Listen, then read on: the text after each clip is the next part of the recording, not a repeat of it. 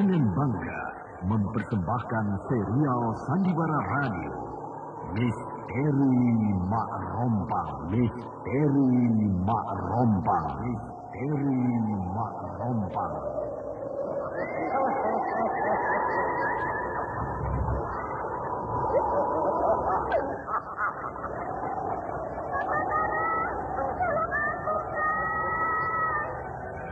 Cepat kemari Wulan. Mak Rompang. Kisah bangkitnya kembali setiap 200 tahun. Seorang anak manusia yang dapat berganti wajah dan wujud. Terkadang menjadi seorang gadis cantik teramat cantik. Terkadang menjadi seorang nenek tua renta buruk rupa yang selalu menimbulkan prahara dan malapetaka mengerikan bagi umat manusia.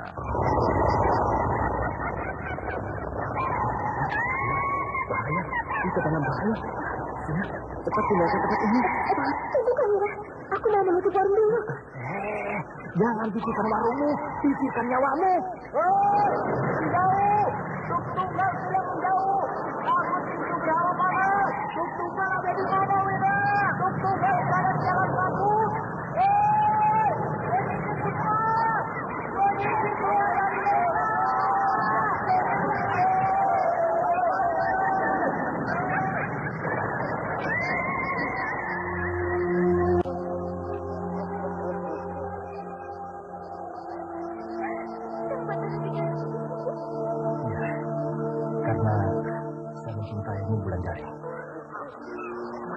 Mak Rompang diselingi pula tawa ria penuh canda serta kisah cinta kasih yang penuh dengan liku-pilu kehidupan dari dua insan manusia. Awas silakan Wulandari.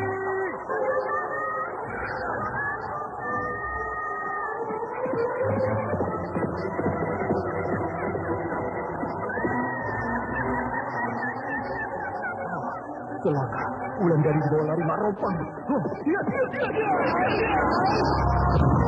Didukung artis-artis terkenal Ferry Fadli, Ivone Rose, Hana Sambayo, dan sederet bintang-bintang terkenal lainnya.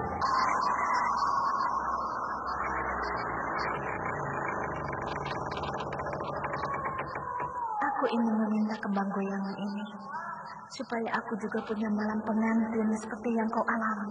Ambillah kalau Mak Rompang mau. Aku ingin jadi pengantin.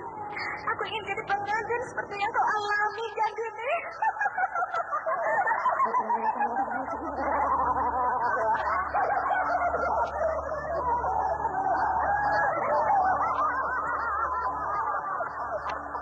Ikutilah episode ke-8. Racun Kembang Goyang. Racun Kembang Goyang. Racun Kembang Goyang. Racun Kembang Goyang. Naskah buah karya Asmadi Syafar. Seri yang pertama ini didukung oleh Ana Sambayon sebagai Mak Rompang, Lili Nur Indasari sebagai Kandini, Ivone Rose sebagai Wulandari, Naryo sebagai Kisabrang, dibantu oleh Ashari dan Edi. Pembawa cerita Neni Sumardi. Teknik dan montase Indra Mahendra. Anda sekarang masih mendengarkan Sandiwara Radio di channel Memori 80. Pada kisah yang lalu diceritakan, Batara berkenalan dengan dua penghuni lembah meratap yang bernama Kirabumi dan Andita. Sementara Nyai Dusila, penghuni lain yang sangat jahat, belum bertemu dengan Batara. Di dalam kisah ini juga diceritakan bahwa kedua penghuni lembah itu sangat banyak menolong dan menyelamatkan Batara. Bahkan Andita, gadis yang sangat cantik ini, jatuh cinta pada Batara sehingga Batara menjadi serba salah. Di desa Lubuk Mentilin, anak kilurah yang bernama Gandini telah dipersunting oleh Raden Wangsadirja. Bahkan pesta perkawinan mereka telah dirayakan selama 7 hari 7 malam. Namun di dalam pesta besar-besaran itu, Kirekso mati diracun oleh Mak Rompang, sehingga desa yang tadi berpesta pora menjadi bergabung dalam duka cita. Duka cita ini pun terjadi di puncak Gunung Raya di pertapaan Ki Mujur karena laki-laki ini mengalami hal yang sama dengan Ki Rekso. Ki Mujur mati diracun dengan melalui tangan Ki Sabrang karena Mak Rompang tidak bisa naik sampai ke puncak Gunung Raya. Kematian Ki Mujur membuat Mak Rompang sangat gembira karena musuh besarnya selama 50 tahun telah sirna dari jagat ini. Sedangkan berita duka ini bagi Nyi Seti adalah pukulan yang paling berat. Karena percintaannya dengan Ki Mujur sejak remaja dulu tidak pernah bisa terwujud dalam sebuah perkawinan. Waduh, rambut siapa ini ya? Rambut apa ini? Rambut ini kasar dan sangat panjang. Bahkan rambut ini terurai sampai menyentuh lantai. Ujung-ujung rambut ini masih terus meneteskan darah. Dan darah ini mengalir ke arahku. Mungkin ini ilmu perempuan yang menginap di rumahku ini. Perempuan-perempuan bangsawan seperti dia tentu mempunyai ilmu siluman seperti ini. Aku tidak boleh takut. Aku tidak boleh mundur. Aku harus lawan ilmu siluman ini.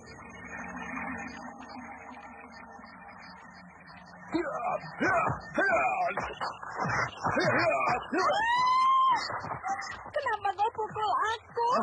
Siapa kau? Siapa? Aku pemilik rambut ini. Tunjukkan wujudmu. Ayo.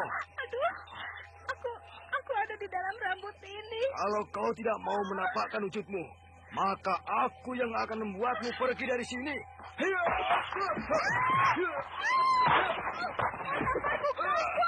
Rupanya kau berada di dalam urean dan gumpalan rambut ini. Keluar kau, keluar. Keluar kau. Ini aku. Jangan. Aduh, kenapa Kau harus mati di tanganku. Karena kau telah menghina Gandini. Siapa Gandini? Perempuan muda yang menginap di rumah ini. Aduh. Kau tuduh dia yang membunuh Ki Awi. Padahal dia hanya menghukum Ki Awi sampai mati.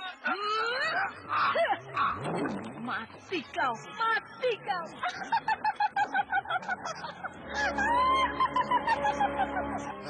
Ayo, kita ke rumah itu. Aku mendengar suara tertawa perempuan di dalam rumah itu. Ayo. Obor, nyalakan obor. Dekat ke mari. Ayo. Apa itu? Mana? Parta. Laki-laki kurang ajar itu telah aku hukum Gandini. Lalu bagaimana denganku, Mak Rompang? Kau aman di dalam kereta kudaku ini. Apakah orang-orang kampung itu akan menemukan aku di sini?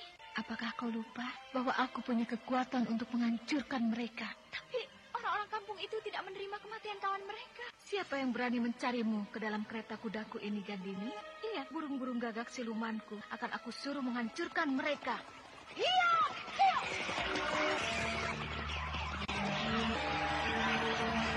Ratusan burung gagak menyerang orang desa itu. Kau sudah lihat?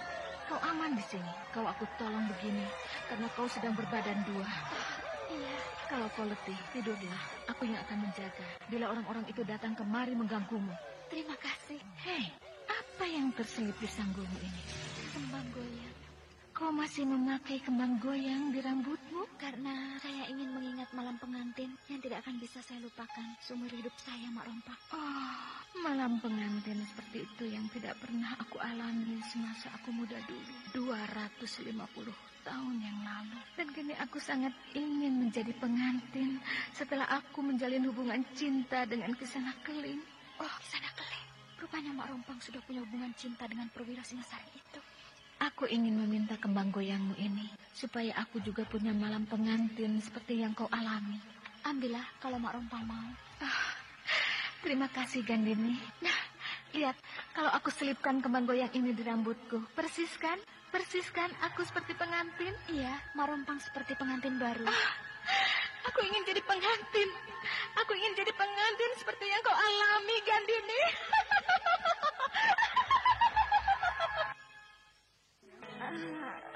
Hah? Di mana aku? Mana Mak Rompang? Kenapa aku ada di sini? Kenapa aku tertidur di sini? Hari sudah pagi. Aku tertidur di tengah ladang. Sedangkan tadi malam, aku masih duduk di atas kereta kuda Mak Rompang. Aku harus cepat-cepat meninggalkan desa ini sebelum orang-orang desa mengejarku seperti tadi malam. Tapi aku harus pakai apa keluar dari desa ini? Kuda tungganganku sudah tidak ada. Oh, kebetulan ada seekor kuda sedang merumput di ujung ladang ini. Aku akan curi kuda itu. Tenang, tenang. Kau tidak akan aku apa-apakan. Aku hanya akan naik ke punggungmu supaya kau membawaku sampai ke Lubuk Mentilin. Kenapa kuda ini tidak mau jalan?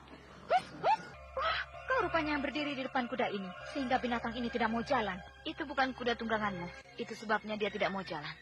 Sejak kapan kau berani menuduhku mencuri kuda, ha? Aku tidak menuduhmu mencuri kuda, tapi aku tahu betul siapa pemilik kuda ini. Kau lihat itu. Anak kecil itu pemilik kuda ini. Dia sedang mengumpulkan kayu bakar untuk dibawa pulang. Kayu-kayu bakar itu akan diletakkannya di atas punggung binatang ini. Aku tidak peduli.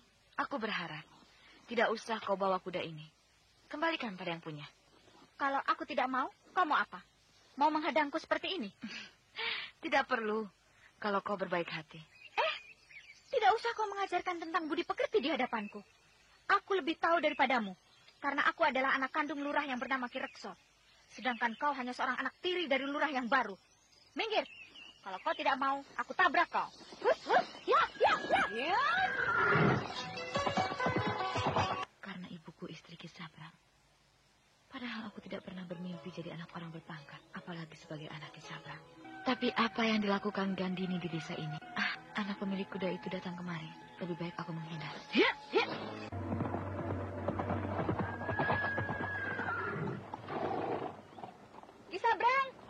Sabrang, buka pintu regol ini. Ki Sabrang, buka pintu gerbang ini. Oh, kau rupanya penjaga pintu regol ini. Oh, iya, Den. Sejak kapan kau menjadi penjaga pintu gerbang ini, ha? Sejak Ki Sabrang jadi lurah, Den. Mana Ki Sabrang? Ada di dalam, Den. Bilang, aku mau ketemu. Mari, Den. Saya antar. Kayak pengawal di sebuah istana saja. Ayo, Den. Ayo jalan kamu. Aku akan ikut dari belakang. Baik. Mana Ki Sabrang? Sebentar, Den. Akan saya panggilkan. Aku di sini, Den Gandini. Adakah yang bisa aku bantu?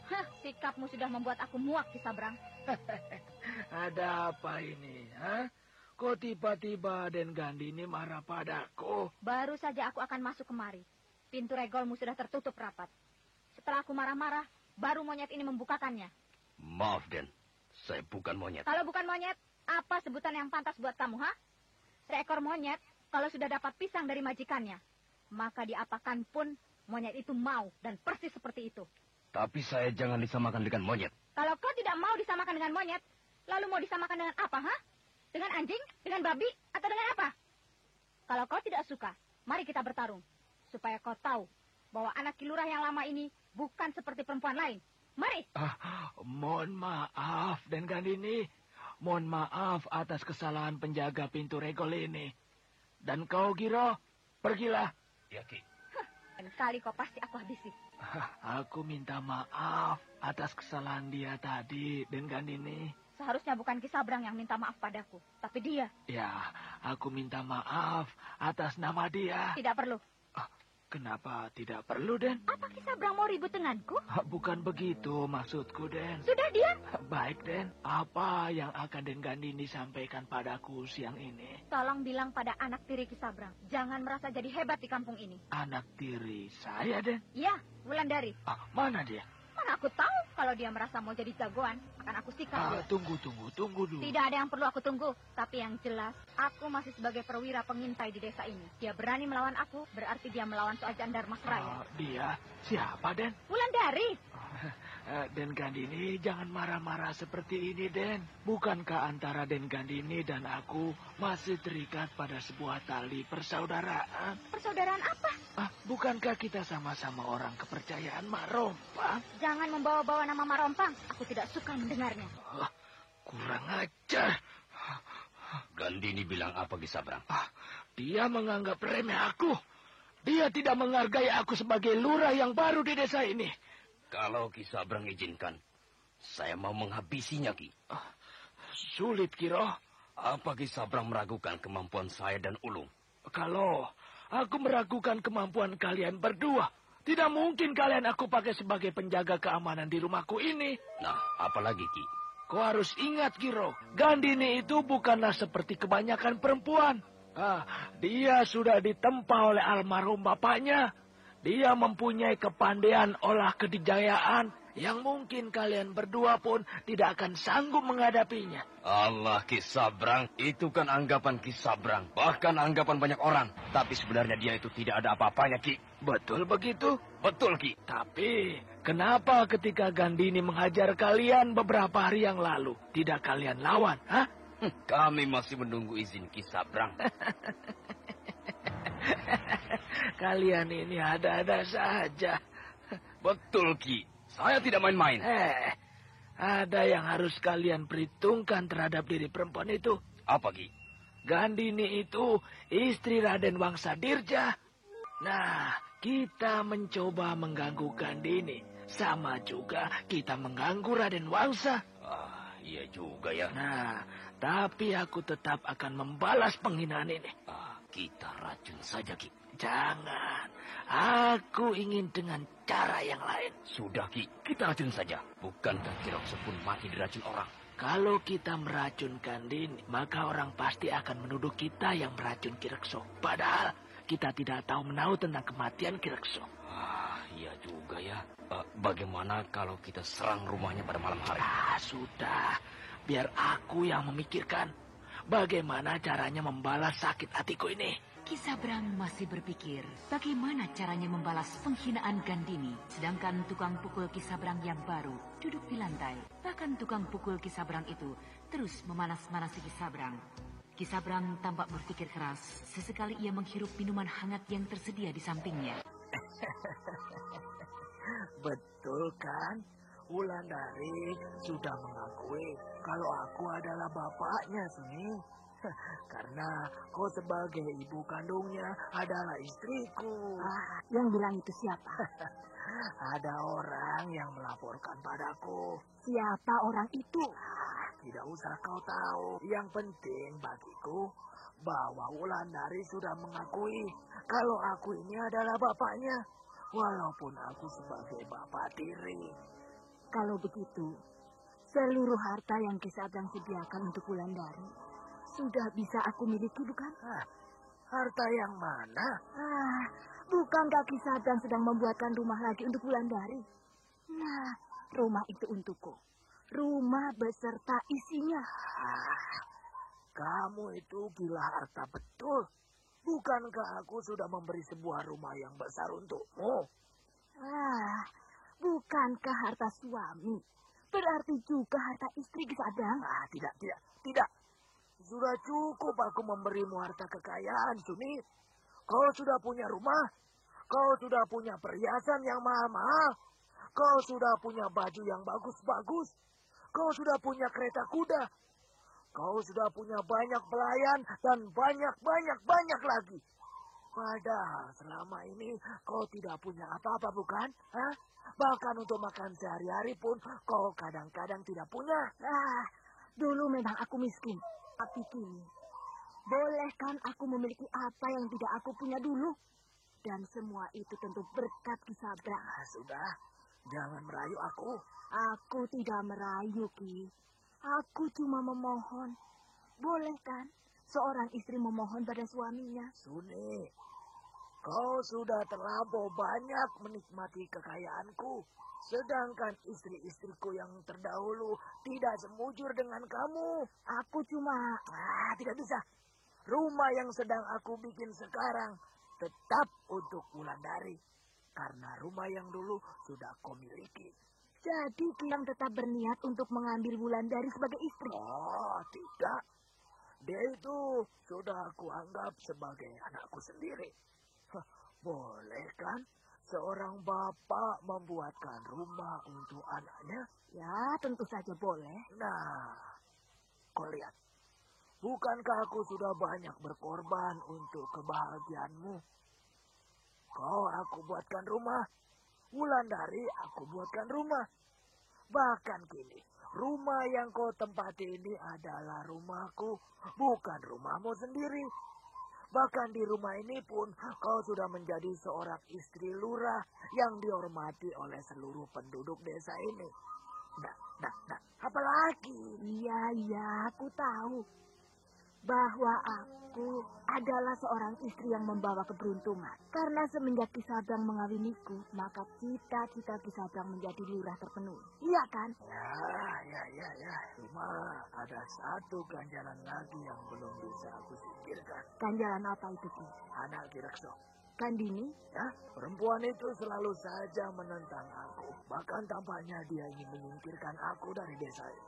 Kalau begitu, singkirkan saja dia dari desa ini, Ki, sebelum dia menjadi sangat berbahaya. Kau harus ingat, Suni, Gandini itu adalah istri Raden Wangsa Dirja.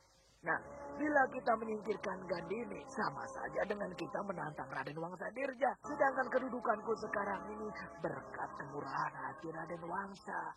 Iya juga ya. Sulit aku untuk menghadapi istri Raden Wangsa itu. Akhirnya sampai juga aku di puncak Gunung Sumbing ini. Kini aku harus mencari buku yang dikatakan Nyi Guru. Buku itu dikuburkan di kepala kuburan kakek guru. Mana kuburan? Anda sekarang masih mendengarkan Sandiwara Radio di channel Memori 80. Tempat ini sudah dipenuhi semak belukar, tapi aku harus mencarinya. Aku harus menemukan kuburan kakek guru. Kenapa aku bodoh? Kenapa aku mencari kuburan kakek guru di sebelah sini? Bukankah kuburan kakek guru di sana, di dekat batu besar itu? Nah, ini dia. Di sini kuburan kakek guru. Lalu buku itu diletakkan di dalam peti, sedangkan peti itu dikubur oleh Nyi Guru di kepala kuburan kakek guru. Aku harus menggalinya.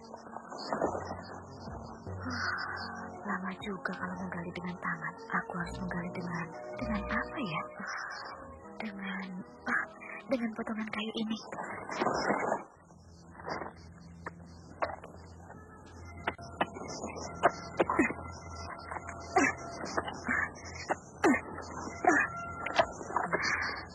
Aku merasa bahwa potongan kayu ini membentuk benda keras.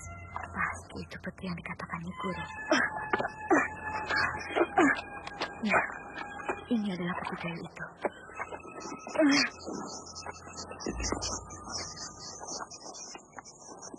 Nah, ini dia peti kayu yang dimaksud Nyi Guru. Kini ilmuku akan bertambah bila sudah mempelajari buku di dalam peti ini bersama Nyi Guru. Dan buku ini tidak boleh diketahui oleh siapapun. Peti ini kosong. Tidak ada buku di dalam peti ini. Kalau aku sampaikan berita ini pada Nyi Guru, tentu Nyi Guru akan kecewa karena buku ini tidak ada di dalam peti ini. Apakah buku ini sudah diambil orang? Apa ini? Selembar kulit mengalas dasar peti kecil ini. Kulit apa ini? Apa maksud tulisan ini? Ketika matahari sore menyorot, cahayanya membelah di antara dua batu. Lalu aku terbaring di sana. Apa maksud tulisan ini? Siapa yang membuat tulisan ini? Aku jadi pusing. Wulandari tampak bingung. Sebentar-sebentar dia memandang kulit yang ditemukannya di dalam peti kecil itu. Sesekali, dia memandang kuburan Ki Pandai Urat. Seolah-olah dia tidak percaya bahwa apa yang didapatnya. Sementara hari menjadi sore, warna Gunung Sumbing itu berubah. Tadi masih berwarna terang, kini berwarna merah kegelapan. Angin di puncak gunung itu bertiup agak kencang, mempermainkan rambut Wulandari yang dikepang dua. Wulandari tidak berhasil menemukan buku yang dimaksud oleh gurunya. Sehingga Wulandari memutuskan untuk meninggalkan puncak gunung itu di senja yang berwarna temaram. Wulandari menuruni lereng Gunung Sumbing, sementara di tangannya dia memegang peti kecil yang didapatnya di kuburan Ki Pandai Urat. Angin bertiup di dalam kamarku ini, pertanda Rompang akan hadir di dalam kamar ini. Semua kain yang tergantung di dalam kamar ini bergoyang. Angin kencang sekali. Kau tampaknya dalam kesedihan, Gandini. Iya, Mak Rompang. Kenapa? Banyak hal yang membuat aku kesal. Itu bawaan orang hamil. Dan kau sedang hamil, bukan? Iya, sedang hamil anak pertama. Pergilah ke arah timur. Kau pasti akan mendapatkan ketenangan di sana. Ke arah timur? Kau punya famili kan di sana? Iya, rumah kakek dan nenekku? Nah, pergilah, tinggalkan desa ini. Apa aku akan mendapat ketenangan di sana? Begitu maunya bayi yang kau kandung. Dan jangan takut, aku akan membantumu nanti ke rumah kakek dan nenekku. Tapi Mak Rompang sudah hilang. Mak Rompang hadir tadi memakai kembang goyang, membuat Mak Rompang bertambah cantik. Jadi Den Gandini meninggalkan desa ini? Aku hanya sebentar, sampai pikiranku tenang, Ki Wista. Kalau Den Gandini tidak ada, saya betul-betul merasa kehilangan. Kalau Ki Wista perlu menemuiku, datanglah ke rumah kakek dan nenekku. Aku ada di sana. Dan kalau Raden Wangsa datang, bagaimana, Den? Apakah saya antarkan ke sana juga? Tidak usah, hanya katakan saja kalau aku ada di sana. Iya, Den. Dan kalau ada apa-apa terjadi di desa ini, bagaimana, Den? Bilang saja pada Ki Sabrang, aku tidak punya wewenang mengurus desa ini. Iya, Den. Nah, Ki Wista, aku berangkat. Tolong jaga rumah bapakku ini baik-baik ya. Iya, Den.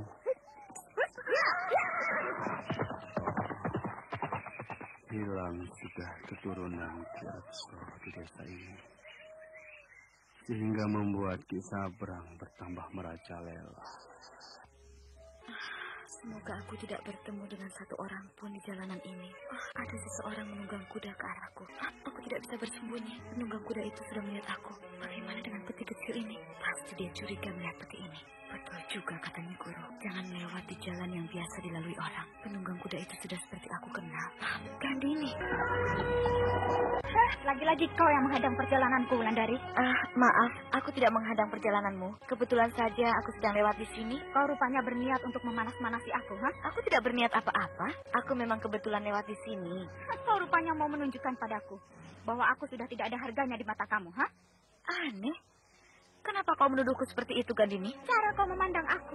Pandangan matamu sangat meremehkan aku. Dan cara kau menyebut namaku. Sebutanmu meremehkan aku. Aku jadi tidak mengerti. Kau memandang aku dengan pandangan mata yang tajam. Sedangkan kau seenaknya menyebut namaku tanpa menyebut Raden Ayu di depan namaku. Apa kau tidak tahu kalau aku sekarang adalah istri Raden Wangsa Dirja? Apa kau lupa bahwa aku adalah anak Ki Lurah yang dulu? Jangan kau anggap dirimu sudah hebat. Karena bapak tirimu menggantikan kedudukan bapakku. Sehingga kau adalah anak seorang lurah. Seharusnya kau tahu diri bahwa asal kamu adalah dari keluarga petani miskin, petani kere. Maaf, aku tidak tahu kalau memanggilmu sekarang harus dengan sebutan Raden. Tapi jangan kau tuduh aku ingin seenaknya karena Ki Sabrang menjadi Ki Lurah. Aku tidak ada sangkut pautnya dengan Ki Sabrang, walau ibuku adalah istrinya. Kalau kau tidak bermaksud begitu padaku, kenapa kau hadang aku? Kenapa kau remehkan aku? Gandini, jangan menuduhku terus-menerus begitu. Aku tidak terima. Sudah bisa kau menantang aku. Sudah bisa kau membentak aku sekarang. Terserahmu. Yang jelas aku tidak terima. Kalau aku terus-menerus dibilang anak Ki Sabrang, aku tidak sudi. Aku tidak mimpi jadi anak bajingan tua itu. Jadi kau mau apa, ha? Kau mau menantang aku berkelahi? Hah? Ya. Gandini, aku tidak menantangmu. Aku tidak mau bertarung denganmu. Kenapa kau tidak mau, ha? Ayo kita bertarung. Kita tentukan anak siapa yang lebih hebat. Anak Ki Reksokah atau anak Ki Sabrang? Maaf, aku tidak berniat untuk berkelahi denganmu. Dan aku tidak bisa berkelahi. Hop!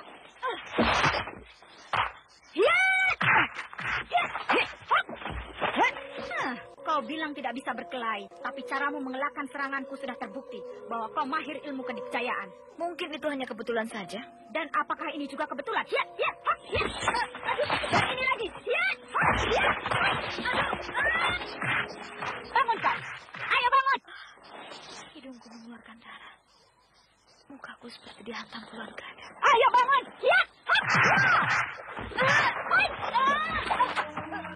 Kau sudah keterlaluan, Gandini. Kau serang aku tanpa alasan apapun. Ayo bangun. Berdebah.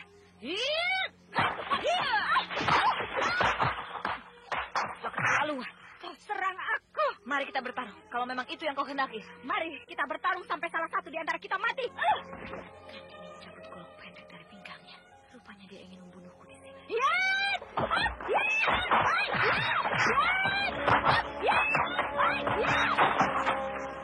Pertarungan keduanya sudah dimulai lagi. Pertarungan yang tampaknya membahayakan bagi Wulandari karena murid Nyi itu tidak memakai senjata apa-apa, sehingga dia lebih banyak mengelak dan melompat mundur bila serangan Gandini datang menerpanya. Sementara Gandini tampak semakin puas. Golok pendek di tangan istri Raden Wangsa itu bagaikan seekor ular berbisa yang siap mematok lawannya. Keduanya tampak tidak mau mengalah. Bahkan Gandini telah mencabut senjatanya, pertanda perkelahian itu akan berakhir dengan kematian salah seorang di antara mereka. Kalau aku mengelak terus, dia pasti akan menyerangku. Apalagi di tangannya ada sebuah pedang pendek. Hei, anak kilurah yang baru. Apa kau takut padaku, ha? Aku tidak takut padamu. Kalau kau tidak takut, kenapa kau mundur terus bila aku serang? Atau apakah kau memang tidak bisa berkelahi? Kalau memang kau menghendaki, aku menyongsong seranganmu, maka akan aku songsong.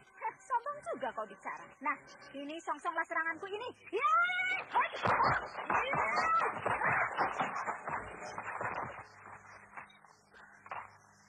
Aku tidak mundur setapak pun.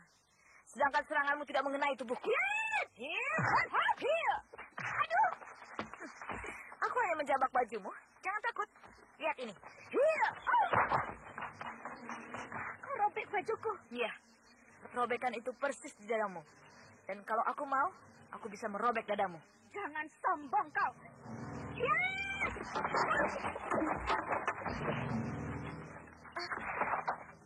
Kau pecahkan peti kecilku ini dengan pedangmu? Sebentar lagi kepalamu akan aku pecahkan dengan pedang ini. Mari kita mengadu jiwa. Mari. Aku tidak takut mati. Lengan bajuku robek. Bentar lagi aku akan merobek dadamu.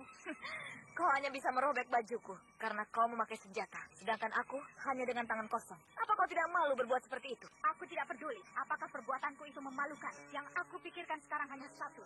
Bahwa sebentar lagi aku harus membunuhmu. Anak Kirakso ini tampaknya tidak boleh dipelihara. Aku harus menyerangnya lebih dahulu sebelum dia merajalela dengan goloknya.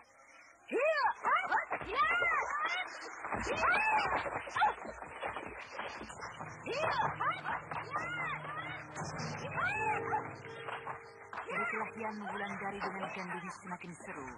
Bahkan kini sudah memasuki taraf berbahaya bagi kedua belah pihak. Gandini dengan ilmu golok yang diturunkan bapaknya menyerbu ganas, sedangkan Wulandari dengan ilmu-ilmu yang diajarkan Nyi di Padepokan Telaga Sore tampak dengan dingin menyambut setiap serangan yang datang menerpa dirinya. Bahkan dengan hanya mengandalkan kedua tangannya, Wulandari sudah beberapa kali dapat menghantam tubuh Gandini, sehingga Gandini yang sedang hamil muda itu terhuyung belakang. Melihat lawannya sudah beberapa kali tidak bisa melukainya, maka Wulandari tampak semakin ganas. Bahkan kini gadis itu menyiapkan jurus-jurus yang mematikan. Wulandari tidak peduli lagi pada Gandini. Dia tidak peduli lagi bahwa Gandini adalah anak kilurah yang lama. Wulandari tidak peduli lagi bahwa Gandini adalah istri Raden Wangsa Dirja yang sangat disegani itu. Gadis cantik kekasih Batara ini kini hanya berpikir bahwa di siang hari yang sepi itu, dia harus bisa mengalahkan Gandini.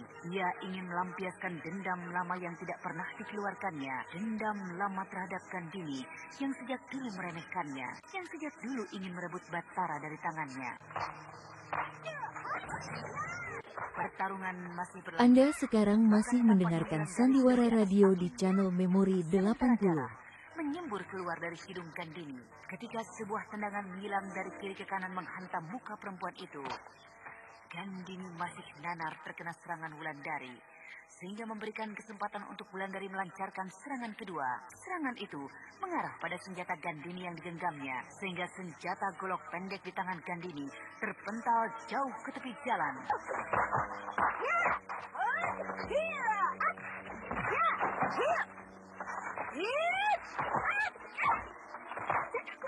Senjataku! Kau tidak akan bisa meraih senjatamu. Karena sebentar lagi nyawamu akan melayang di ujung kakiku ini. Hentikan! Siapa kau? Aku Nyai Dusila. Aku Nyai Dusila. Nyai Dusila. Aku baru mendengar namamu. Tentu saja, karena baru kali ini kita bertemu. Kenapa kau halangi aku? Karena kau berkelahi dengan curah. Curang? Bukankah dia yang curang? Karena dia memakai senjata. Sedangkan aku tidak. Kau melawan perempuan yang sedang hamil. Bukankah itu curang namanya? Oh, maaf. Aku tidak tahu kalau pengantin baru ini sedang hamil. Nah, pergilah sebelum aku menjadi marah. Marah? Marah padaku? Siapa kau sebenarnya? Dan apa hubunganmu dengan Gandini? Gurunya adalah sahabatku. Gurunya? Siapa gurunya? Kau terlampau banyak tanya, gadis ingusan. Apa kau pikir dengan mengalahkan dia kau sudah hebat? Nah, pergilah kau. Ya!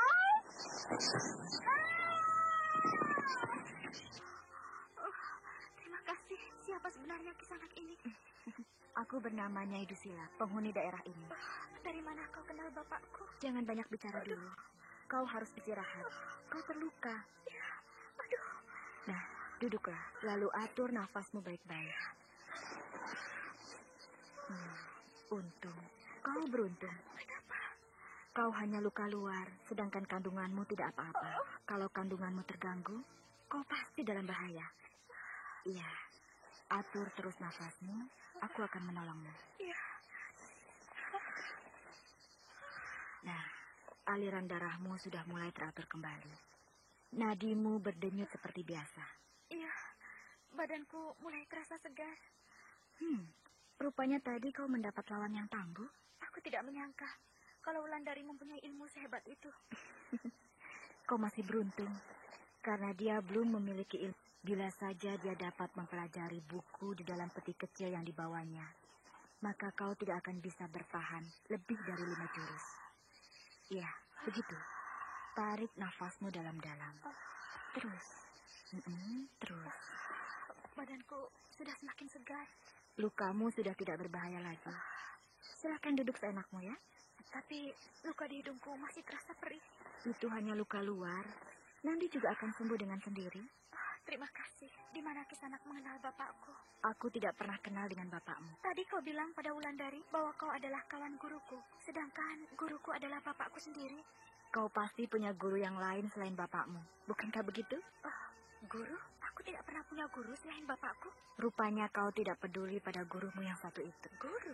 Siapa lagi guruku selain bapakku? Gurumu itu bernama Mak Rompang. Mak Rompang? Mak Rompang adalah gurumu yang lain. Hanya kau tidak peduli padanya, sehingga kau tidak ingat pada Mak Rompang. Kisanak, aku tidak pernah berguru pada dia. Kalau begitu kau murid yang murtad. Kau tidak menghormati gurumu. Aku bicara sungguh-sungguh. Selain pada bapakku, aku tidak pernah berguru pada siapapun, termasuk Mak Rompang. Bukankah kau pernah membunuh pesuruh Raden Wangsa yang bernama Kimpur? Kisanak tahu kejadian itu? Iya, dan hanya aku yang tahu. Aku membunuh Kimpur karena aku memang harus membunuhnya kalau aku tetap ingin jadi manusia. Itu penyakit yang aku alami. Tapi sudahlah, aku malu menceritakannya. Aku sangat malu bila semua orang tahu kalau aku mengidap penyakit aneh itu. Justru itulah sebenarnya ilmu yang diturunkan Mak Rompang padamu. Hanya kau saja yang tidak tahu. Ilmu? Apakah itu sebuah ilmu? Pada setiap 3 purnama aku merasa sakit. Bahkan bila sampai pada malam purnama itu, tubuhku seluruhnya ditumbuhi bulu serigala. Sebenarnya pada saat itulah kau akan menjadi kuat dan hebat. Bila saja kau bertarung di saat seperti itu, tidak ada orang yang akan sanggup menghadapimu. Karena orang itu pasti kau terkam dan kau robek-robek bagai serigala robek mangsanya. Hah? Lalu? Bila kau sudah membunuh lawanmu, maka kau akan sembuh tanpa meminum darah lawanmu. Betulkah begitu, Kisanak? Iya, betul. Kalau begitu, akan aku balas kekalahanku ini nanti terhadap Wulandari. Wulandari? Gadis yang mengalahkanmu itu tadi kan? Iya. Penghinaan ini harus aku balas. Kau bisa mengalahkannya dengan ilmu serigalamu itu. Dengan syarat, bila gadis itu tidak menekuni ilmu yang terdapat di dalam peti kecil yang dipegangnya. Peti kecil? Iya. Di dalam peti kecil itu terdapat sebuah kitab tentang ilmu silat dan ilmu pengobatan yang ditulis oleh seorang sakti yang bernama Ki Pandai Urat. Ki Pandai Urat? Siapa itu? Ki Pandai Urat adalah kakek guru Wulandari. Pendekar sakti itu telah meninggal setengah abad yang lalu. Tapi peti kecil itu sudah hancur terkena sambaran golokku ini. Itu serpihan kayunya. Hah? Hilang? Kemana perempuan tadi? Kemana perempuan tadi? Kalau kau berhasil menemukan buku itu, maka kau akan bisa mengalahkan Wulandari. Hei, Nyai Dusila, di mana kau? Tidak penting kau ketahui di mana aku. Carilah kitab di dalam peti kecil itu. Tidak ada kitab di sini. Yang ada hanya serpihan kayu peti kecil tadi. Heh, apa ini? Kulit binatang. Mungkin kulit ini pembungkus kitab yang dimaksudkan Nyai Dusila. Hei, Nyai Dusila, aku tidak menemukan kitab itu, tapi hanya menemukan bungkusnya. Nyai Dusila itu benar-benar sudah menghilang. Dia tidak tahu lagi kalau yang aku dapatkan ini cuma bungkus kitab. Di mana aku? Kenapa aku sampai di sini? Aku terlempar kemari. Siapa perempuan yang aku hadapi tadi? Ilmunya tinggi sekali. Aku berada di jalan menuju Padepokan Telaga Sore. Tinggi sekali ilmu perempuan itu. Sehingga aku sampai berada di sini. Nah, itu Nyi Guru. Nyi Guru kemari. Nyi Guru! Aduh, kakiku. Aku sudah menduga bahwa yang terjatuh ini pasti kau, Wulan. Terjatuh, Nyi Guru? Iya, aku melihat kau berlari, lalu terjatuh di sini. Aduh, kakiku. Rupanya kakimu terkilir. Aduh, diam, jangan digerakkan. Biar aku yang membetulkan uratnya. Aduh. Lihat, kau perhatikan ini. Supaya kau tahu bahwa urat yang ini sudah bergeser letaknya. Iya, Nyi Guru. Aduh. Tahan sakitmu. Dan perhatikan cara aku meluruskan letak urat ini. Iya, Nyi Guru. Aduh. Lebih baik kau yang membetulkannya. Aku yang memegang bagian pergelangan kakimu ini, ya. Tapi, aduh. Nyi Guru, saya tidak tahan sakitnya. Kapan kau mau jadi seorang pendekar tangguh kalau hanya terkilir begini sudah merintih kesakitan? Peganglah. Aku tidak bisa memegang yang ini karena tanganku cuma satu. Iya, aduh. Tekan ke atas. Terus. Terus. Tekan ke atas. Wulandari harus mengurut kakinya sendiri. Sedangkan Nyi Sepi hanya memegang pergelangan kaki muridnya. Dalam hal seperti ini, perempuan tua itu sangat keras mengajar muridnya. Sementara keringat menetes dengan deras di dahi Wulandari karena menahan sakit yang tidak terhingga. Ketika selang beberapa lama, kaki Wulandari sudah bisa digerakkan lagi. Bahkan gadis itu sudah bisa berjalan perlahan-lahan menuju padepokan mereka. Sesampai di sana, Wulandari menceritakan kepada Nyi Sepi perihal peti kecil yang ditemukannya. Bahkan kejadian dengan Gandini dan Nyai Dusila pun tidak dilewatkannya, sehingga Nyi Sepi sangat terkejut mendengar cerita Wulandari. Perempuan tua itu menjadi gelisah. Jadi, kau biarkan peti itu di sana? Iya, Nyi Guru, karena peti itu sudah hancur. Itulah, Wulan. Aku sudah berpesan, jangan melewati jalan besar, karena kejadian ini yang aku cemaskan. Tapi, di dalam peti itu tidak ada kitab yang Nyi Guru maksudkan. Kulit itu yang harus kau bawa kemari. Karena kulit itu adalah sebagai petunjuk di mana kitab itu berada. Kulit? Bagaimana kalau kita bersama-sama ke puncak Gunung Sumbing itu, Nyi Guru? Untuk apa? Untuk mengambil kitab itu sebelum Gandini menemukannya. Aku sendiri tidak tahu di mana kitab itu disimpan oleh Ki Pandai Urat. Jadi Nyi Guru tidak tahu di mana kitab itu berada. Tapi bukankah Nyi Guru yang menyimpannya?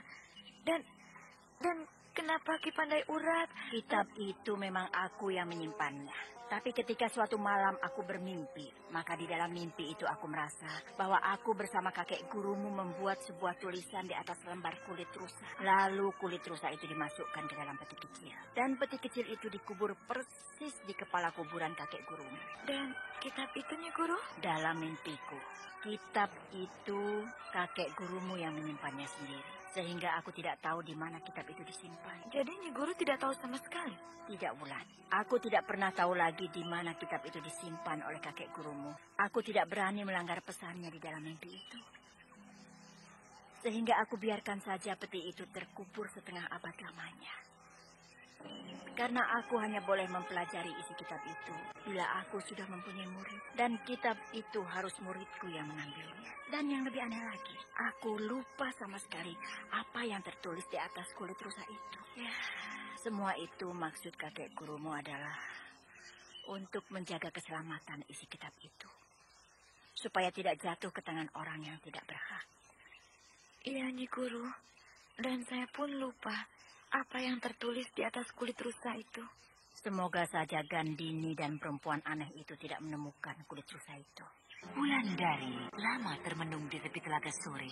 Dia sangat bersalah atas kejadian itu karena dia merasa tidak bisa melaksanakan tugas yang diberikan gurunya terhadap dirinya. Sedangkan Nyi Sepi tampak sedang berpikir keras apa dan di mana kitab itu dikubur oleh gurunya Ki Pandai Urat. Nyi Sepi sedang mengingat-ingat kembali mimpi yang terjadi 50 tahun yang lalu.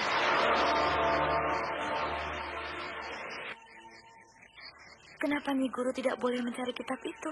Entahlah, Wulan. Aku juga tidak tahu. Bahkan syaratnya kalau aku mencari kitab itu harus berdua dengan kekasihku. Sedangkan kau tahu sendiri, aku tidak pernah punya kekasih selain dengan Ki Mucur. Dan itu pun percintaan kami tidak seperti percintaan kau dan Batara. Kami jarang bertemu. Pertemuan kami paling-paling hanya sekali dalam 25 tahun. Hanya akhir-akhir ini saja kami sering bertemu. Itu pun karena hubunganmu dengan Batara. Hubunganku dengan Kang Batara?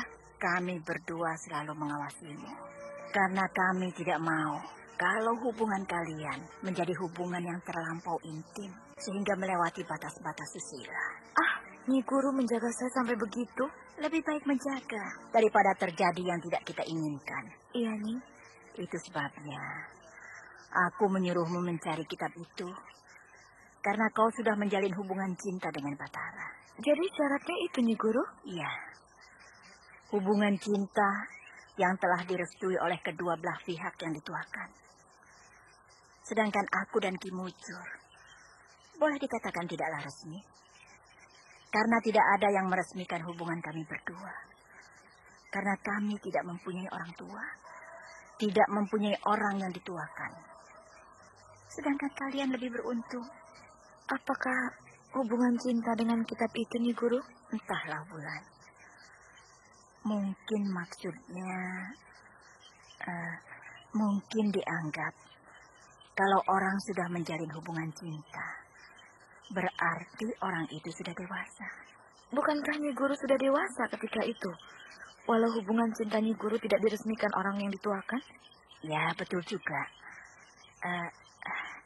Entahlah, aku sendiri tidak tahu apa maksud kakek gurumu membuat syarat seperti itu. Semoga saja kulit rusa itu tidak jatuh ke tangan Gandini. Aku ingin kembali ke sana untuk mencari kulit rusa itu, Nyi Guru. Tidak usah. Lebih baik kita melakukan semedi minta petunjuk yang Maha Agung.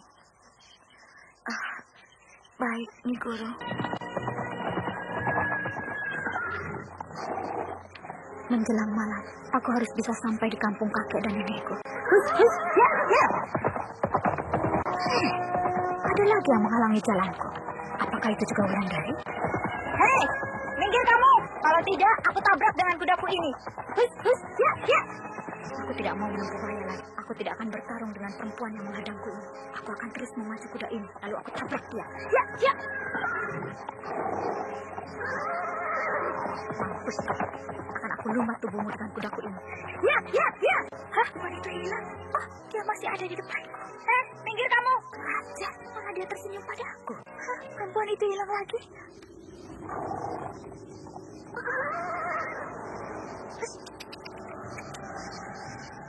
Kini dia ada lagi berdiri di hadapanku. Hei, siapa Kisanak? Dan kenapa Kisanak selalu menghalangi jalan kudaku? Aku bernama Andita. Aku hanya ingin meminta kulit rusa yang kau simpan di bawah pelana kuda itu. Dari mana Kisanak tahu kalau di bawah pelana kudaku ini ada selai kulit rusa? Aku sudah melihat cahayanya dari jauh. Berarti kulit rusa ini sebuah benda pusaka. Berikanlah padaku, baru aku persilakan Kisanak meneruskan perjalanan. Apakah gadis ini kawannya Yudhistira? Tapi tidak mungkin kalau dia kawannya Yudhistira. Tidak mungkin dia meminta kulit rusa ini.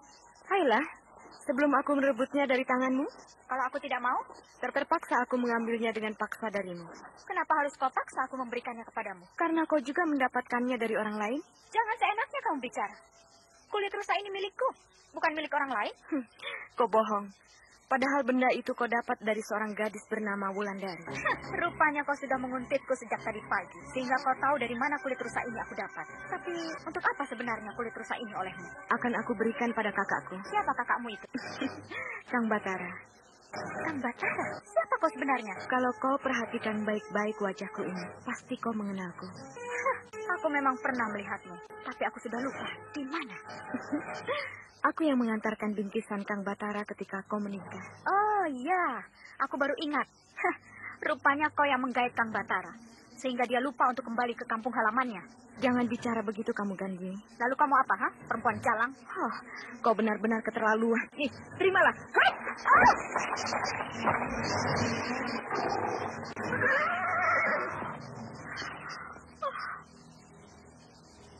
Nah, kau lihat ini. aku sudah bisa mengambil kulit rusa ini. Terima kasih. Hei, berikan padaku. Ya! Kulit rusa itu hilang. Perempuan itu bisa mengambilnya dengan mudah. Bahkan dia dapat menjatuhkanku dengan sekali pukul. Aku ini seperti katak di bawah tempurung. Aku menganggap diriku sudah hebat sekali dalam ilmu kadikjayaan. Tapi ternyata banyak perempuan-perempuan yang melebihi kehebatanku. Kemarin aku dikalahkan oleh Wulandari. Hari ini aku dikalahkan oleh gadis tadi. Tapi untung Nyai Dusila sudah menyuruhku menghafal isi tulisan yang terdapat di atas kulit rusa itu. Ketika matahari sore menyorot, cahayanya membelah di antara dua batu. Lalu aku terbaring di sana. Iya, itu bunyi tulisan di atas kulit rusa itu. Tapi bukankah yang terpenting memiliki kulit rusa itu? Bukan menghafalkan tulisannya. Karena kulit rusa itu pasti sebuah cimat. Kang Batara. Ah, kau Andita? Iya. Bagaimana kau tahu kalau aku ada di sini? Dari Kiramara Bumi. Ramamu itu orang sakti. Aku kagum padanya. Duduklah. Kang Batara seperti sudah murung, betulkah? Itu. Kuburan?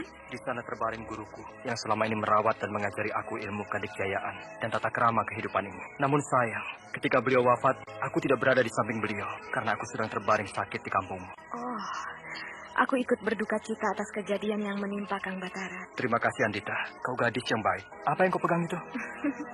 Selembar kulit rusa. Untuk apa kulit rusa itu bagimu? Untuk aku hadiahkan pada Kang Batara. Untukku? Ya, ambillah. Untukku? Apa gunanya bagiku kulit rusa ini? Banyak guna kulit rusa ini. Ambillah. Banyak gunanya? Ya, banyak gunanya. Ambil. Terima kasih. Ketika matahari sore menyorot, cahayanya membelah dua batu. Lalu aku terbaring di sana. Apa maksud tulisan ini, Andita? Aku juga tidak mengerti, Kang. Mungkin Ramara Bumi tahu maknanya. Namun aku yakin benda ini sangat berguna bagi Kang Batara kelak. Baiklah, akan aku simpan baik-baik kulit rusa ini. Oh iya, dari mana kau dapatkan benda ini? Dari seseorang yang tidak berhak memilikinya. Siapa orang itu? Kang Batara tidak usah tahu. Lebih baik Kang Batara simpan saja benda ini baik-baik. Terima kasih. Kapan Kang Batara akan datang ke kampungku untuk menemui Ramara Bumi? Nantilah, kalau masa berkabungku telah habis. Apakah lama masa berkabung Kang Batara? Aku tidak tahu, Andita. Tapi bila perasaanku tidak murung lagi, aku akan datang ke sana. Baiklah, akan aku tunggu. Tapi, bolehkah aku menemani Kang Batara di sini? Iya. Kang Batara akan terhibur sedikit bila ada teman yang mengajak Kang Batara ngobrol. Iya kan? Tapi, kamu pasti tidak izin pada Kira Bumi pergi kemari. Iya. Kalau minta izin, tentu tidak akan diizinkan. Kalau begitu, pulanglah. Ayahmu pasti cemas memikirkanmu. Bila Rama tahu aku kemari, Ramanda tidak akan marah. Sulit aku menolak kehadiran Andita ini. Karena aku sudah banyak berhutang budi padanya. Terlebih-lebih pada ayahanda Kira Bumi. Bolehkah aku menemani Kang Batara di sini? Silakan kalau kau mau. Betul? Terima kasih. Nyi Guru, bagaimana kalau aku temui Kang Batara di puncak Gunung Raya? Untuk apa, Wulandari? Aku ingin bertukar pikiran dengan dia tentang kitab yang hilang itu. Siapa tahu dia punya pendapat yang lain. Pergilah, tetapi ingat, jangan melintas di jalan raya atau di suatu kampung. Bahaya Mak Rompang belum hilang. Iya, Nyi Guru. Tapi tunggu dulu. Apa yang akan kau tanyakan pada murid Ki Mujur itu? Aku ingin menanyakan, apakah Ki Mujur tahu tentang kitab yang ditulis Ki Pandai Urat? Tuk Tunggal yang kau maksudkan? Iya, siapa tahu Tuk Tunggal mengerti seluk-beluk kitab yang ditulis oleh Ki Pandai Urat. Bukankah kedua orang itu hidup dalam satu zaman? Bukankah keduanya adalah bersahabat? Iya, keduanya bersahabat. Tuk Tunggal adalah guru Ki Mujur, sedangkan Ki Pandai Urat adalah guruku. Namun kalau tentang rahasia sebuah ilmu, belum tentu Ki Pandai Urat akan menceritakan pada siapapun. Walau pada sahabatnya sekalipun. Ya, tapi cobalah pergi temui kekasihmu itu. Bahkan kehadiranmu diperlukannya di sana. Karena dia sedang dalam kemurungan karena kematian Ki Mujur. Iya, Nyi Guru. Aku akan berangkat sekarang juga. Aku mohon pamit. Hati-hatilah di jalan. Jadi tempat Kang Batara bukan di sini? Bukan, Andita. Padepokan Sri Gunting masih jauh di puncak Gunung Raya ini. Tapi kenapa guru Kang Batara dikuburkan di sini? Dulu, semasa guruku masih hidup, dia selalu berkeinginan dikuburkan di sini bila sudah meninggal. Tempat di lereng gunung ini katanya indah dan tentram. Aneh ya, orang mati memilih tempat untuk dimakamkan. Itulah keinginan masing-masing orang. Tidak ada salahnya kan? Ya, tentu saja tidak. Bahkan itu lebih baik supaya tidak merepotkan orang lain. Ayo, kita ke atas. Ya, tapi... Kenapa, Andita? Aneh, aku seperti tidak bisa melangkah naik ke puncak gunung ini. Kenapa? Guru Kang Batara pasti seorang yang sakti. Kenapa? Tempat ini dipagarnya, sehingga aku tidak akan bisa sampai ke atas. Itu hanya perasaanmu saja. Ayo. Betul kan? Aku tidak bisa naik ke atas. Tempat ini sudah terpagar, walau orangnya sudah meninggal. Tapi ilmunya masih kuat memagari tempat ini. Kau pasti berbohong. Kau hanya menyenangkan dan menghibur aku. Ayo. Betul, Kang Batara. Aku tidak bohong. Kakiku bagai terpaku di bumi. Aku tidak bisa melangkah lebih jauh lagi. Apa betul yang dikatakan Andita ini? Tapi kenapa Ki Guru tidak pernah mengatakannya padaku? Tuh, Kang. Andita! Andita! Andita! Andita terpelanting terkena ilmu Ki Guru. Kang Batara! Aku mendengar suara Andita. Kang, aku di sini. Andita berada di bawah sana. Tunggu! Aku akan ke sana. Andita? Kemana dia? Tadi dia ada di sini. Andita! Andita! Kang Batara? Andita? Bulan? Aku? Andita? Tidak. Kau datang sendiri ke sini? Iya, siapa Andita, Kang Batara? Kawanku. Gadis yang berbaju putih dengan rambut panjang di Kepang 2 itu. Kau bertemu dengan dia? Iya, di kaki gunung ini. Dia cantik ya? Iya. Wulan, mau kemana? Aku rasa aku tidak perlu ada di sini. Wulandari, tunggu dulu. Tidak, aku mau pulang. Wulandari.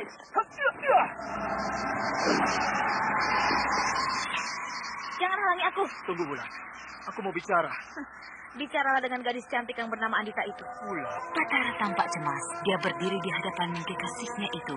Dia mencoba menghalangi jalan dan mencoba menahan langkah kaki Wulandari. Sementara Wulandari berdiri dan memandang tajam mata kekasihnya itu. Tampak sekali bahwa gadis cantik dengan tai lalat di pinggir bibirnya itu merasa cemburu. Cemburu yang tidak tertahankan lagi. Wulan, bisa kita bicara dengan tenang? Tidak bisa. Wulan, dengarkan dulu. Kang Batara, aku datang kemari bukan untuk bertengkar. Siapa yang bertengkar, Wulan? Apa yang aku lihat sudah cukup untuk membuat sebuah pertengkaran. Itu yang aku tidak mau. Aku sudah tahu sekarang. Aku sudah mengerti. Teruskanlah. Aku tidak akan menghalanginya. Apa yang harus diteruskan? Kang Batara, kenapa Kang Batara masih pura-pura tidak mengerti? Tunggu, Wulandari. Tidak. Aku mau pulang ke Telaga Sore. Di sana tenang. Di sana tentram. Wulandari salah pengertian. Dia menyangka kalau Andita adalah kekasihku. Padahal bukan. Aku hanya menganggap Andita sebagai kawan saja. Ki Guru. Kenapa nasibku jadi begini? Belum lama Ki Guru meninggalkan aku. Kini Wulandari meninggalkan aku pula. Apakah ini karena kutukan Ki Guru? Apakah ini hukuman bagi seorang murid yang tidak setia pada gurunya? Nih, aku tidak mau lagi bertemu dengan dia. Aku tidak mau lagi menjumpainya. Bulan? Apa? Siapa? Ada apa tiba-tiba kamu menangis seperti ini? Kang Batara telah mengkhianati janji setianya. Dia bilang begitu padamu? Aku memergokinya di lereng Gunung Raya, Nyi. Dia sedang berdua dengan gadis cantik bernama Andita. Apakah itu bukan khianat namanya? Apakah itu bukan ingkar janji namanya? Betul begitu? Betul, Nyi Guru. Kau sudah menanyakan siapa perempuan itu? Dia tidak mau mengaku. Dia tidak mau menyebutkan siapa gadis itu. Batara harus ditanya kembali, Wulan. Supaya kita tahu persoalan sebenarnya. Aku tidak mau lagi, Nyi Guru. Aku tidak mau lagi bertemu dengan Kang Batara. Kau harus bertemu dengan dia. Jangan mengikuti perasaan bencimu itu. Dia mempermainkan aku. Buat apa lagi aku menemuinya? Dari dulu sudah aku katakan padamu, Andita. Mustahil orang segagah dia tidak punya kekasih. Nah, ternyata sekarang kau melihatnya sendiri kan? Bahwa Batara sudah punya seorang kekasih. Itu hanya dugaan saya, Rama. Kalau mereka bertengkar karena kehadiranmu di sana, itu sudah menunjukkan bahwa gadis itu kekasih Batara. Gadis itu bertengkar karena dia cemburu padamu. Betul kan mereka bertengkar? Mereka memang bertengkar hebat. Apalagi bertengkar dengan hebat. Gadis itu lari meninggalkan Kang Batara. Andita, jangan-jangan karena kehadiranmu di sana, hubungan mereka bisa putus. Putus? Kalau hubungan mereka putus, bukankah aku bisa menggantikan tempat Wulandari itu di dalam hati Kang Batara? Lalu bagaimana dengan kulit rusa yang kau ambil dari Gandini itu? Aku berikan pada Kang Batara, Rama. Hah? Kenapa kau berikan? Kenapa, Rama? Kalau Batara bisa memecahkan tulisan yang terdapat pada kulit rusa itu, maka ilmunya akan semakin tinggi. Bahkan dia tidak perlu lagi belajar dari kita untuk mempelajari ilmu-ilmu kita. Betulkah begitu, Rama? Aku tahu persis, anakku. Kulit rusa itu adalah sebuah petunjuk untuk bisa mendapatkan sebuah kitab yang ditulis oleh Ki Pandai Urat. Isi kitab itu sangat luar biasa. Sehingga siapa yang bisa memiliki dan mempelajari isi kitab itu, maka dia adalah orang yang tidak ada tandingannya lagi di muka bumi ini. Baik dalam ilmu pengobatan, maupun dalam ilmu kedikjayaan. Hanya sayang, kitab itu pada bagian akhirnya tidak selesai, karena Ki Pandai Urat keburu meninggal. Sayang sekali. Memang sayang sekali. Ki Pandai Urat itu adalah contoh seorang yang berotak cerdas. Dia menciptakan kitab itu untuk dipelajari oleh generasi berikutnya. Karena Ki Pandai Urat itu tahu persis bahwa dia tidak akan bisa membunuh musuh besarnya yang bernama Mak Rompang. Karena dikala itu Ki Pandai Urat sudah tua. Dia tidak mungkin menunggu Mak Rompang yang akan bangkit 25 tahun mendatang. Sehingga dia berharap generasi penerusnya yang akan bisa membasmi Mak Rompang. Supaya tidak ada lagi kekejaman di atas bumi ini. Tidak ada lagi Mak Rompang dengan segala sifat jahatnya merajalela di atas bumi. Kalau begitu, kulit rusa itu sangat penting. Memang penting, Andita. Itu sebabnya aku suruh kau mengambilnya.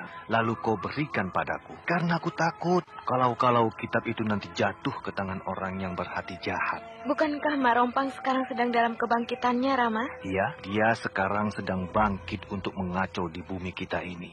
Tapi tidak pernah terdengar kekacauan yang ditimbulkannya? Memang tidak begitu terdengar. Anda sekarang masih mendengarkan Sandiwara Radio di channel Memori 80. Pengantin, sehingga dia lupa untuk membuat kekejaman pada seluruh manusia. Bahkan kini dia sedang mencari siapa saja yang bersedia jadi suaminya. Apakah kita mampu membendung kekejaman Mak Rompang itu, Rama? Kenapa tidak? Tapi kalau kau perhatikan, Mak Rompang sering datang ke puncak Gunung Patah menemui Nyai Dusila.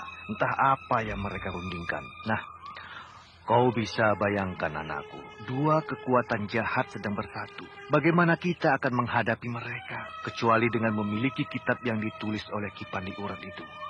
Begitu hebat rupanya kitab itu, Rama. Iya, di dalam kitab itu ada ilmu-ilmu yang diciptakan oleh Ki Pandai Urat untuk melumpuhkan kekuatan Mak Rompang yang harus aku pelajari. Rama, izinkan aku untuk mengambil kembali kulit rusa itu dari Kang Batara. Ya, pergilah anakku. Namun kau harus hati-hati, jangan sampai Batara curiga terhadapmu. Terima kasih, Rama. Iya.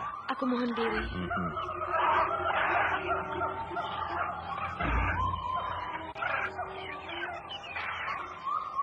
Ketika matahari sore menyorot, cahayanya membelah dua batu.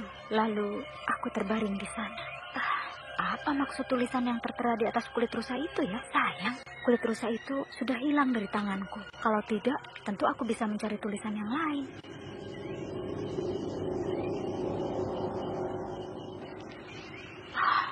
Kain pintu dan kain jendela mulai bergoyang ditiup angin di dalam kamar ini. Pertanda Mak Rompang akan datang. Aku memang datang, Gandini. Aku melihatmu dari tadi menghafalkan sebuah syair. Mak Rompang. Jangan pikirkan apa-apa dulu. Pikirkanlah bayi dalam kandunganmu itu. Ini bukan syair, tapi ini rahasia sebuah kitab yang ditulis oleh Ki Pandai Urat. Hah? Ki Pandai Urat? Mak Rompang kenal dengan Ki Pandai Urat? Laki-laki itu sudah meninggal 50 tahun yang lalu. Jadi syair tadi adalah sebuah rahasia. Sayang, aku tidak bisa membunuh Ki Pandai Urat. Tapi tidak usah kau pikirkan lagi. Kitab itu tidak akan ditemukan oleh siapapun. Karena kitab itu sudah hancur. Lalu, syair ini, Mak Rompang? Itu hanya tipuan laki-laki tua itu. Tenangkan dirimu. Karena aku juga ingin menunggu kelahiran bayimu itu. Dan aku pergi dulu. Aku ada janji dengan seseorang.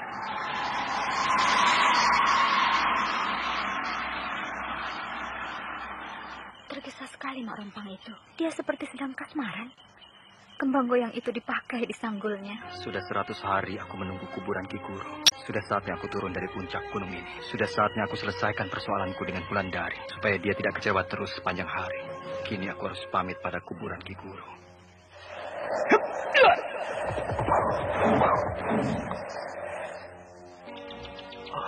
Pemandangan dari kuburan Ki Guru ini memang indah. Pantas Ki Guru memilih dikuburkan di sini. Sedangkan tempat ini teduh dan rindang. Ki Guru, muridmu ini mohon pamit. Muridmu sudah menunggui kuburan Ki Guru selama 100 hari. Sesuai pesan Ki Guru dulu. Muridmu akan meninggalkan padepokan ini untuk sementara. Karena ada urusan yang harus muridmu selesaikan. Mohon doa restu dari Ki Guru. Aku melihat seekor harimau putih berkelebat di balik pohon itu.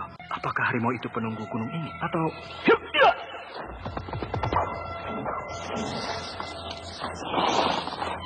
Hilang. Harimau itu hilang. Padahal harimau itu di balik pohon ini tadi. Aneh. Tidak perlu aku pikirkan binatang itu. Dengan perlahan-lahan, Batara menapak menuruni lereng Gunung Raya. Dia berjalan di bawah rindangnya pohon-pohon besar yang tumbuh di lereng gunung. Dia berjalan ditinggahi bunyi burung-burung yang sedang bernyanyi. Sementara sesekali terdengar raungan harimau di kejauhan. Kini kabut mulai turun perlahan-lahan. Kabut mulai menyelimuti seluruh lereng Gunung Raya, sedangkan puncak gunung itu tampak membiru menjulang ke langit tinggi. Namun Batara tidak pernah salah jalan di antara kabut yang semakin tebal. Bahkan Batara melangkah lebih cepat dari tadi, tapi tiba-tiba pemuda gagah itu menghentikan langkahnya. Di dalam kabut yang tebal, dia melihat samar-samar sosok perempuan muda dengan baju berwarna merah muda. Baju itu menutupi seluruh tubuh. Bahkan melebihi kaki perempuan itu, sehingga berkibar-kibar ditiup angin. Perempuan muda itu tidak lain adalah Andita, yang tampak sangat cantik di antara kabut putih yang berarak. Lalu perlahan-lahan, tubuh yang molek itu turun menjejak bumi di hadapan Batara. Andita? Kang Batara? Dari mana kau? Saya dari negeri saya. Kau sedang sedih rupanya, Andita. Iya. Kenapa? Katakanlah. Apakah Kang Batara mau menolong saya? Mau. Kenapa tidak? Apakah Kang Batara mau meminjamkan kulit rusa yang aku berikan dulu? Untuk apa, Andita? Rama, Rabumi ingin melihatnya. Boleh. Kenapa tidak? Bahkan kau ambil pun aku tidak keberatan. Betul? Betul. Nah, ini ambillah. Kang Batara rela memberikannya kepadaku? Rela. Bukankah darimu juga kulit rusa ini? Kang Batara, saya belum pernah menemui orang sebaik Kang Batara. Aku pun belum pernah menemui orang sebaik kau dan ayahmu. Terima kasih. Tapi untuk apa kulit rusa itu oleh Ki Rabumi? Entahlah. Kalau begitu simpanlah di rumahmu. Rasanya aku tidak perlu kulit rusa ini. Aku tidak tahu apa maknanya bagiku. Terima kasih. Sebaiknya aku tidak lancang masuk ke padepokan sepi ini. Karena padepokan ini diberi pagar gaib sekelilingnya. Nyi Guru! Apakah aku boleh melangkah masuk ke pekarangan ini? Sepi. Padepokan ini seperti tidak berpenghuni. Tapi aku tidak boleh lancang masuk. Nyi Sepi atau Wulandari pasti sedang memperhatikan gerak-gerikku. Nyi Guru! Apakah aku diperbolehkan masuk ke halaman ini? Masuklah. Sudah aku izinkan. Terima kasih, Nyi Guru. Betul kan? Nyi Sepi sudah melihat kedatanganku. Kemarilah. Iya, Nyi. Hormat saya untuk Nyi Guru. Duduklah di sini, Batara. Terima kasih, Nyi Guru. Kau agak kurus. Apa kabarmu? Berkat doa Nyi Guru, saya dalam keadaan sehat. Kau baru turun gunung rupanya. Iya, Nyi Guru. Sudah kau laksanakan rupanya pesan Ki Mujur padamu. Pesan apa, Nyi Guru? Menunggu kuburannya selama 100 hari. Nyi Guru tahu rupanya. Baru saja Ki Mujur mengatakannya padaku. Baru saja? Tadi? Iya. Baru saja Ki Guru bicara dengan Nyi Guru. Kau tidak usah heran, Batara. Ki Mujur orang yang sakti. Setelah mati pun dia masih bisa berhubungan dengan orang yang dia tuju. Apakah Ki Guru datang dalam wujud utuh sebagaimana ketika Ki Guru hidup? Tidak. Dia datang dalam bentuk harimau putih. Harimau putih? Kau terkejut? Kau pernah melihat harimau itu? Iya, ketika aku pamit di kuburan Ki Guru. Itulah gurumu. Ki Guru, maafkan aku. Sudahlah, Biarkan gurumu istirahat di tempatnya yang baru. Iya, Nyi Guru. Tetapi bila gurumu datang padamu, itu pertanda bahwa gurumu masih sayang padamu. Sehingga dia menampakkan dirinya. Iya, Nyi Guru.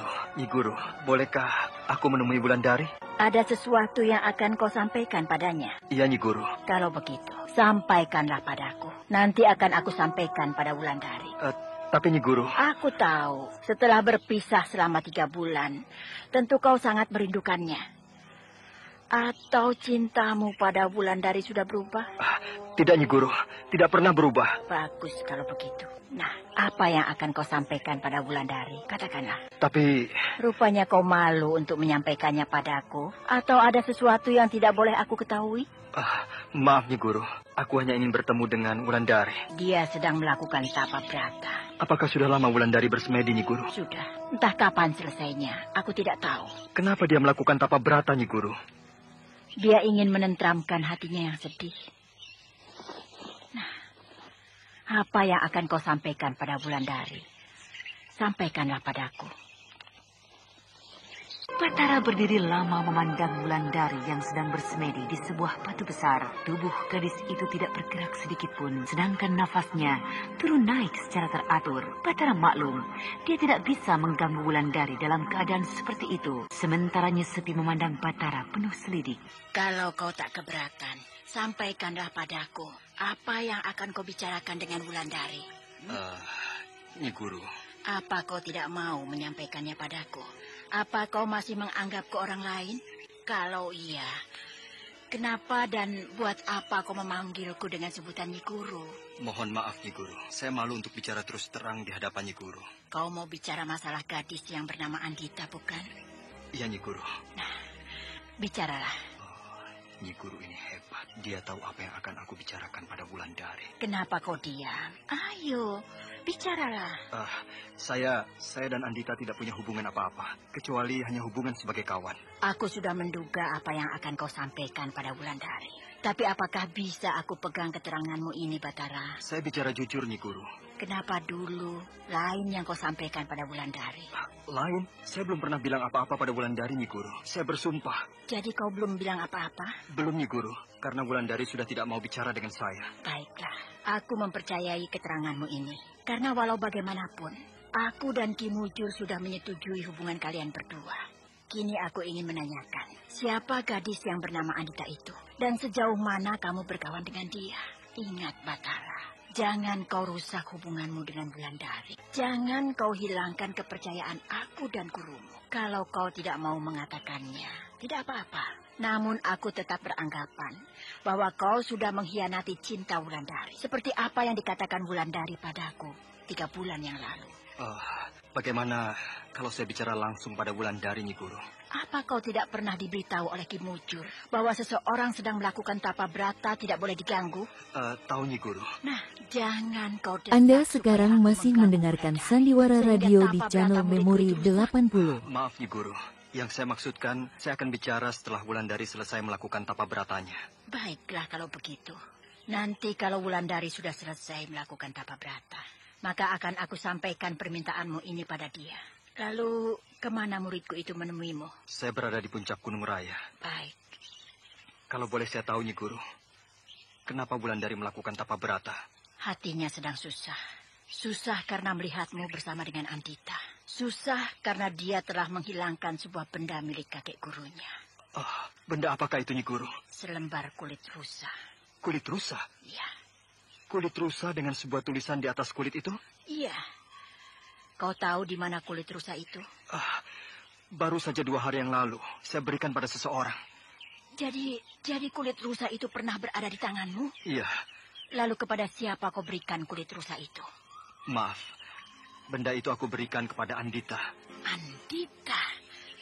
Lagi-lagi Andita. Siapa sebenarnya Andita itu? Dan bagaimana hubunganmu terhadapnya? Sehingga pusaka guruku kau berikan pada orang yang tidak berhak memilikinya.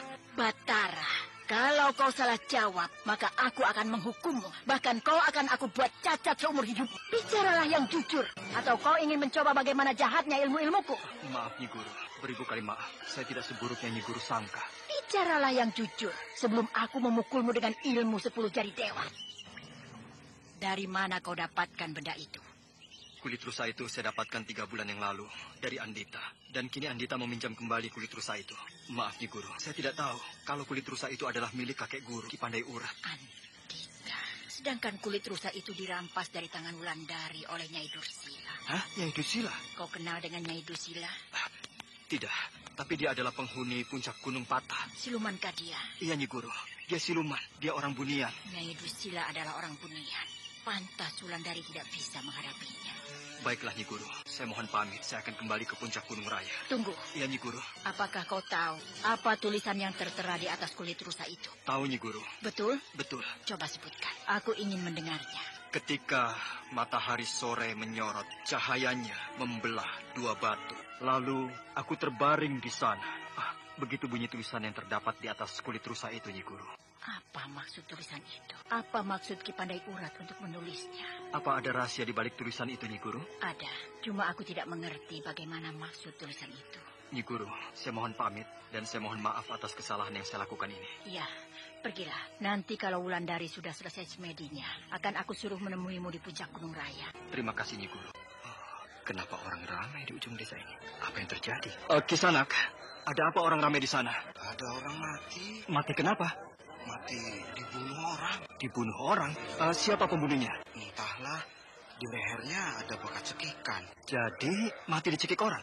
Ya, belum tahu apakah dicekik orang atau dicekik setan. Laki-laki atau perempuan yang mati itu? Laki-laki, bahkan masih muda. Ya, semuda Kisanak lah. Kapan matinya? Tadi malam, dia sudah lama berhubungan dengan seorang gadis cantik yang tidak pernah diketahui asal-usulnya gadis itu. Lalu? Semua orang sudah melarangnya, tapi tidak peduli. Dia tetap berhubungan dengan gadis itu.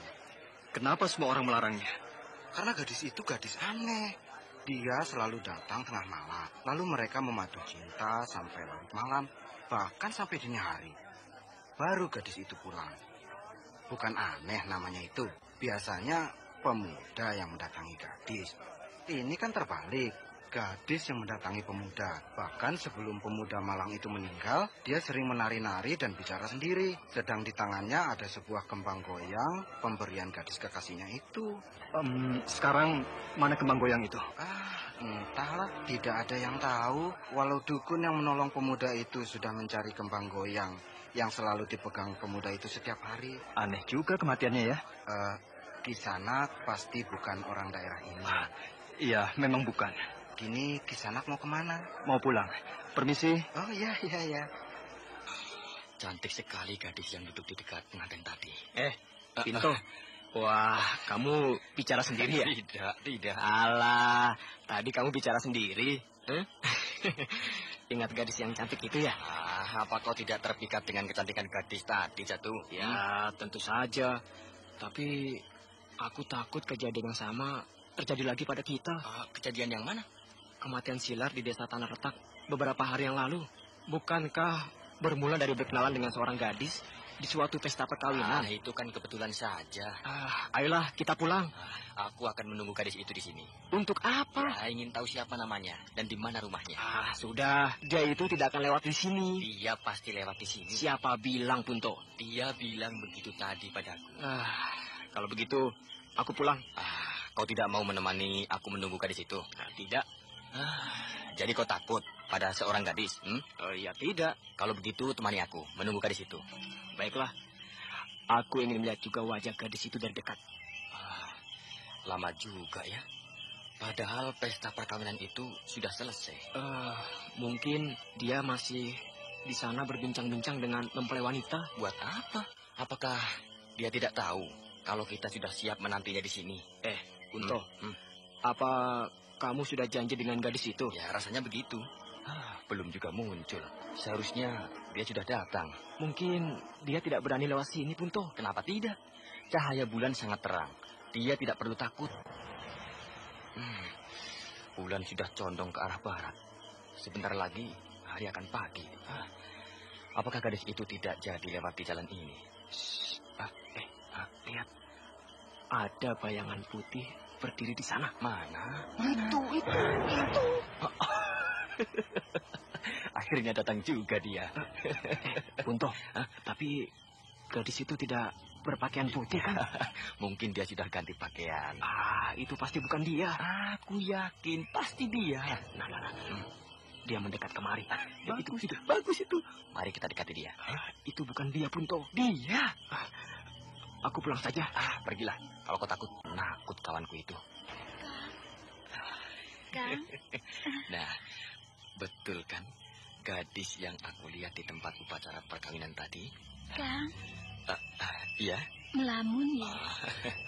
Aku heran, kenapa sekarang kamu memakai baju putih, sedangkan tadi bajumu berwarna biru? Akang pasti salah lihat. Karena sejak tadi saya memakai baju putih ini. Tadi warna bajumu biru. Putih. Biru.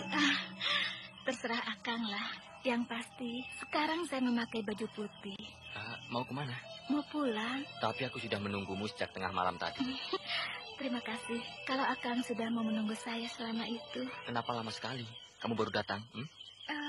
Saya kan ngobrol dulu dengan pengantin perempuannya. Nah, bagaimana kalau kita ngobrol juga di sini? Lain kali lah. Hari sudah hampir pagi. Tunggu. Ada apa lagi, Kang? Bukankah kamu sudah janji akan bertemu di sini dengan aku? Tidak. Tadi janji kan? Tidak. Maaf ya. Saya harus pulang. Hari sudah. Kita belum berkenalan. Lain kalilah, Kang. Namamu siapa? Lain kali kita berkenalan. Sialan. Penasaran aku jadinya. Bagus si Jatuh tidak melihat dari dekat perempuan tadi. Kalau dia sempat melihatnya, maka pasti dia juga akan tergila-gila pada gadis tadi.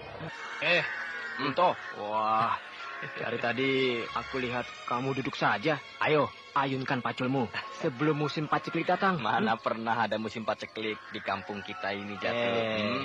Apa kamu belum pernah dengar? Bagaimana tentara Singasari merampok lumbung-lumbung padi penduduk untuk bekal mereka dalam menghadapi kerajaan, Punto? Pasukan Singasari tidak akan melewati desa kita ini, Jatuh. Susah juga rupanya kau disuruh kerja. Sedangkan aku sudah selesai. Tinggal menunggu makanan diantar dari rumah oleh adikku. Aku sedang tidak ada semangat untuk mengerjakan sawahku ini. Kenapa? Ingat gadis yang kau tunggu tadi malam ya? Itulah. Pikiranku selalu pada gadis itu. Alah, sudahlah. Jangan dipikirkan. Masih banyak gadis-gadis lain di kampung kita ini, Punto. Gadis itu lain, Jatuh. Dia sangat cantik. Tidak akan ada tandingannya di desa ini. Punto. Apa yang membuat kamu tergila-gila padanya? Ya, kecantikannya. Apalagi tadi malam dia memakai kembang goyang di sanggulnya. Kalau perempuan sudah memakai kembang goyang, berarti dia sudah menikah. Siapa bilang? Kembang goyang itulah perhiasan yang diselipkan di sanggul pengantin perempuan. Punto masih duduk di pematang sawah, sementara temannya hanya tersenyum melihat tingkah laku Punto. Di dalam hati pemuda itu sudah terniat untuk mencari gadis yang tidak tahu di mana tempat tinggalnya itu. Nah, pendengar yang berbahagia, bagaimana kelanjutan kisah ini? Untuk mengetahuinya, ikuti lanjutan kisah ini esok hari pada waktu dan gelombang yang sama.